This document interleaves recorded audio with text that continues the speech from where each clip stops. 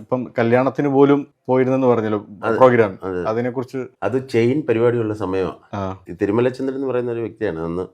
അന്ന് ട്രൂപ്പിന്റെ വണ്ടി അവിടെ വന്ന് കിടക്കുക മണ്ഡപത്തിൽ എന്നെ കൊണ്ടുപോകാൻ. ഞാൻ പറയണ ഞാൻ വന്നോളാം.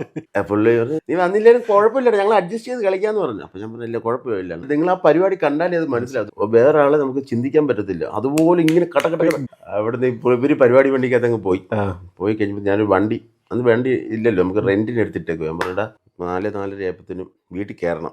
വെഞ്ഞാറമൂടാ പരിപാടി. ഞാൻ വീട്ടിൽ ചെന്ന് പെങ്ങന്മാരൊക്കെ ഉണ്ട്. അപ്പൊ പെങ്ങന്മാർ നീ ഇന്ന് പരിപാടിക്ക് പോകാതിരുന്ന എന്താ കുഴപ്പം? അവർക്കറിയാമോ എന്നെ പ്രത്യേകിച്ച് 10-12 പേര് അവിടെ നിൽക്കുന്നവർ തല്ലുകൊണ്ട് ചാകും. അപ്പൊ ഞാൻ പറഞ്ഞു ഞാൻ ഭാര്യയോട് പുത്വം പെണ്ണല്ലേ, അവൾക്ക് പേടിയുണ്ടല്ലോ, കാരണം നമ്മള് അടുത്തോട്ട് ചെല്ലാതിരിക്കുന്നതായിരിക്കും നല്ലത്. അപ്പൊ ഞാൻ പറഞ്ഞു ഞാൻ പോവാ, പോയിട്ട് വൈകിട്ട് അവിടുന്ന് നേരെ പരിപാടിക്ക് വന്ന് ഞാൻ പരിപാടിക്ക് വന്ന് കല്യാണം ഡ്രസ്സിലാന്ന് മോതിരം കൊണ്ട് മറ്റേ ഷർട്ട് ഇതൊക്കെ ഇപ്പോഴും ഓർമ്മ. ഇങ്ങനെ പുള്ളി വന്നപ്പോൾ എന്നെ ഇങ്ങനെ നോക്കുക മുതലാളി, വന്നല്ലോടാ. നമ്മൾ വന്നു. എന്നിട്ട് ഞാൻ പരിപാടി കളിച്ച് പിന്നെ വണ്ടിയുടെ കാശ് പുള്ളിയാണ് കൊടുത്തത്. മുതലാളി സന്തോഷം, നല്ല ദൂരം ഓടി വന്നല്ലേ. അവിടെ നിന്ന് തിരിഞ്ഞ് ഇവിടെ വന്നപ്പോഴത്തേനും 3-4 മണിയായി.